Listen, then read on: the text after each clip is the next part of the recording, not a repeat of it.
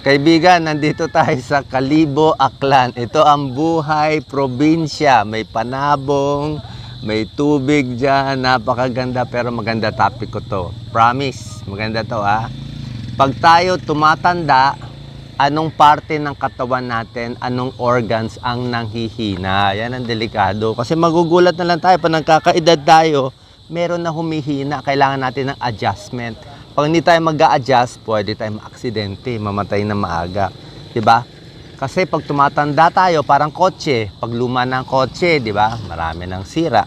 Pag ang bahay luma na, marami ng sira. Kailangan natin maintenance. Pag-iingat sa kotse, sa bahay, sa katawan natin. Ito ha, yung pinaka-importante lang ang tuturo ko sa inyo.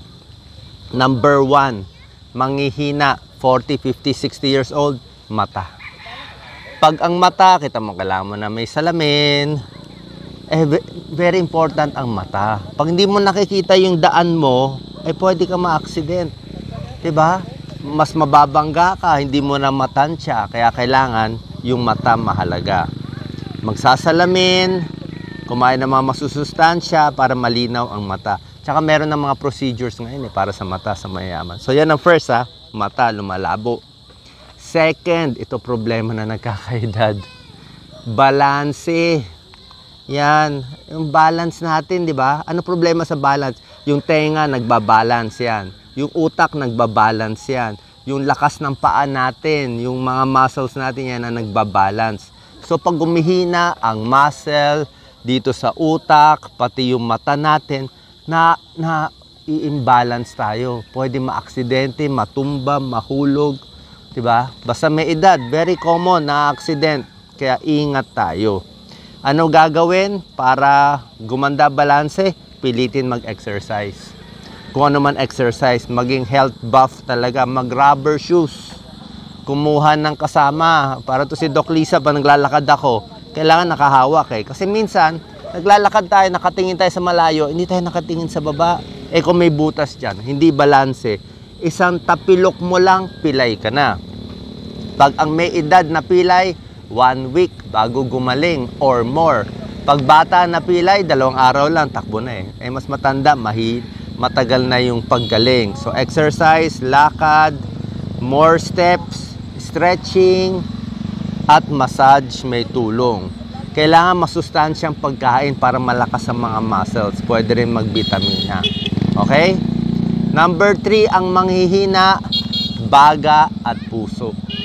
Pag tumatanda, di ba? Akyat tayo na malayo, hapon na agad. Bakit? Baga mas mahina, puso mas mahinga. Baga, oxygen yan Puso, yan yung lakas ng pagpump ng puso. Mas hinihingal, akyat tayo na isang hagdanan, hinahapon na tayo, di ba? Parang kotse, yung makina mas mahina na. So, para lumakas ang baga at puso, tigil sigarilyo, tigil vaping, magandang hangin sa probinsya, more steps, check up kailangan. Kung may high blood, diabetes o sakit sa puso, ginagamot para ma-support yung baga at puso. Number 4, problem na organ nanghihina, utak. Memory, mas nakakalimot. Dito tayo, Lisa. Memorya, mas nakakalimot, mas mainit ang ulo. Yan, utak, mas malabo ang mata. Yan. So, kailangan natin brain foods. Kung di man ganun tayo katalino, katalas na yung utak natin, at least, di ba, gamitin natin yung experience natin.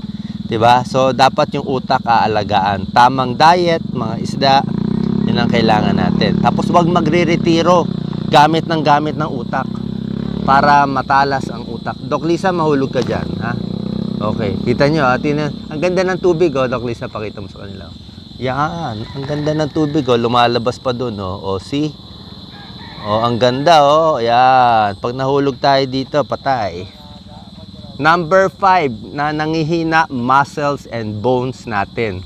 Sakit, arthritis, yung kamay mas mahina, yung grip, yung pag-stretch mas mahina, paglakad mas mahina, mas walang balanse, pag-akyat mas mahina. Kaya, pag may edad tayo, mag-umpisa sa 40, 50, 60 pataas, doble, triple, ingat. Hindi yan arte.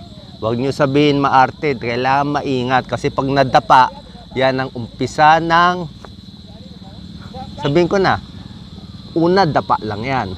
Next, hip fracture na yan. Next, ooperahan na yan. Next, magkokomplikasyon habang nag-ooperahan. Next, mamamatay na yan. Ganun yun. Unang injury tapos patuloy hanggang sa namamatay ang pasyente. Kaya iwasan natin yung first injury, yung first stroke, yun ang iiwasan. Number 6, ito marami pa nanghihina na part sa katawan natin. Pero hindi ko na masyado babanggitin yung top 5 na sinabi ko. Tenga, hihina, panlasa ng hihina, di wag masyado maalat. Kidneys, hihina din. Madali ma-kidney failure, kaya damihan ng tubig, ingat sa mga pain relievers. Cancer, mas tataas, kaya kailangan natin ng check-up at maintenance medicine. Dapat masaya tayo at safe tayo kahit nagkakaedad. Sabi nga ni Sonia Rocco, PhD daw siya. Sabi namin, anong PhD?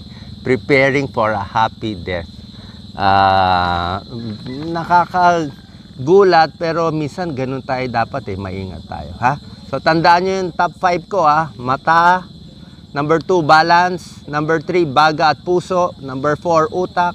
Number 5, muscles and bones. Ma-maintain natin yan. Hahaba buhay ng kotse.